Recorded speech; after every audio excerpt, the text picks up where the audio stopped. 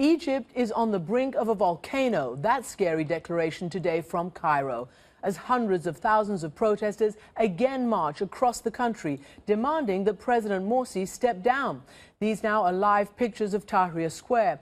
And we now have a direct warning to the president and to the opposition from the army, which has given them 48 hours to resolve their differences and, quote, meet the people's demands, or the army says it'll step in. But what that means exactly is not clear right now. Given the ultimatum, Morsi and his prime minister met with the head of the armed forces today. And the military has made its presence known to demonstrators as well, with helicopters flying over the crowds, Egyptian flags dangling below them. The protests mark the one-year anniversary of Morsi's inauguration as the country's first democratically elected president. It is the third time in 3 years that people have taken to the streets en masse.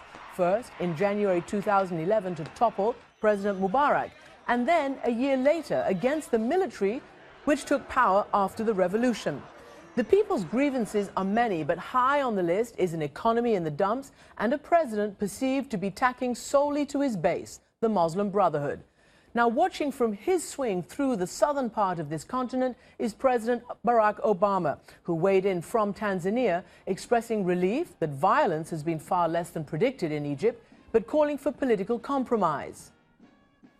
Although Mr. Morsi was elected democratically, there's more work to be done to create the conditions in which everybody feels that their voices are heard and that the government is responsive and truly representative. And so what we've encouraged the government to do is to reach out to the opposition and work through these issues in a political process. Indeed, we are expecting a statement from the presidency on this matter, and we will bring it as soon as we have it. But meantime, deep divisions remain clear. At the Muslim Brotherhood headquarters in Cairo, for instance, overnight protesters attacked it with bricks and Molotov cocktails, leaving a ransacked, smoking shell today, and looters escaped with desks, sinks, air conditioners and more. We'll go straight now to Tahrir Square and our Ben Wedeman. Ben, how are the people reacting to the military ultimatum? Well, the people in Tahrir Square reacted quite positively. In fact, as the speech was being made, or the statement being issued on Egyptian TV, we heard repeated cheers coming from the crowd. And since that announcement was made, we've had more and more people coming into the square. And as you mentioned, these helicopters flying overhead with the flags underneath, a very clear signal from the military that they sympathize with the people in the square. At least that's how it's been interpreted here. So a very enthusiastic response from most of them. Some of them worried that we're really just going to go back to the 12th of February 2011 when the military was in control and in control for almost a year and a half afterwards, and that period saw frequent clashes. But certainly at the moment, these people here quite happy with this latest development. Well, Ben, my question is, why do they think the military is on their side? It called for both the president and the opposition to resolve their differences. And also, what do you read into the military's declaration? Well, as far as the military goes, many Egyptians look at it as the strongest institution in Egypt, the institution that above politics can impose order in a sense, and therefore that explains why so many people are enthusiastic. Now, if you look at the statement carefully that was made by the military, it's clear they're losing their confidence in President Morsi. They see that he has huge opposition in the streets. If you go to the demonstrations also in Cairo that are supporting President Morsi, they really are much smaller than what we've got going on behind me.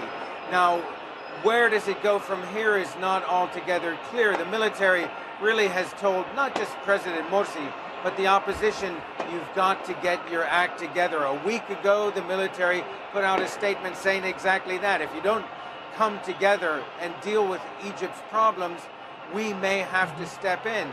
Now they have less than 48 hours, and it's going to be difficult for both the opposition and President Morsi to deal with their bases and one another to try to meet the army's very clear demand. Of course, the opposition, as you and I know, and we've covered it for a long time, is incredibly fragmented and definitely not unified, neither with their message or their different sides. But what do we expect from the presidency? We're all sitting here waiting for a statement from the presidency. What do you think is going to come out there, or what are your sources telling you? Well, the Muslim Brotherhood has said that they are studying the statement by the army. That might not be what the army wanted to hear from them.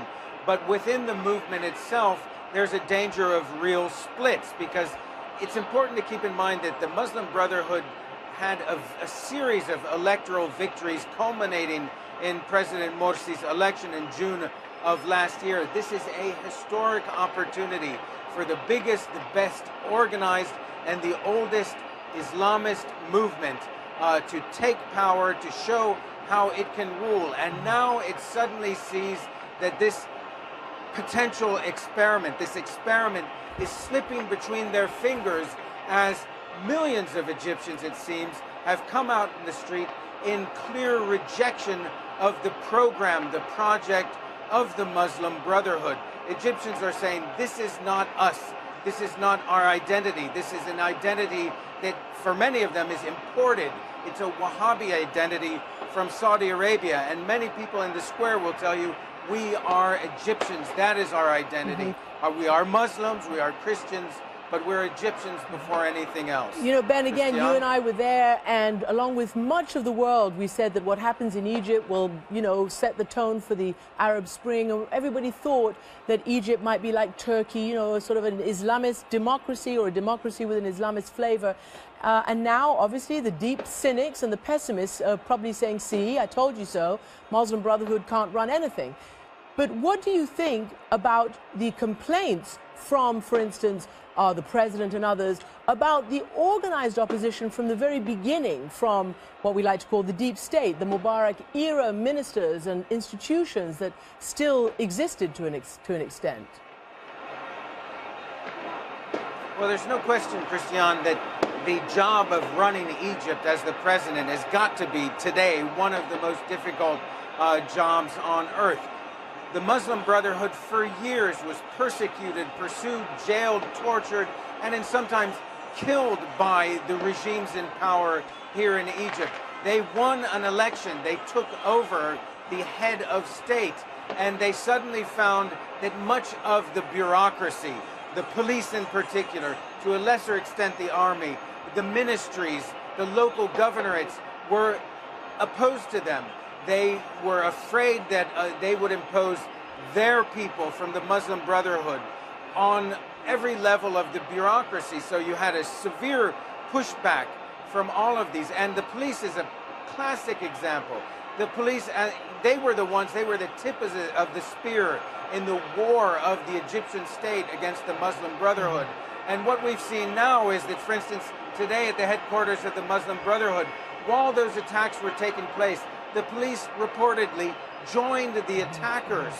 And when the headquarters was trashed, scorched, burned, and defaced, then the police came to guard the ruins. So if you're president of Egypt and you can't trust your police, and you're not sure about the army, and you know the bureaucracy doesn't like you, you're going to have a very difficult job at running this very complicated country. Ben, thanks as always.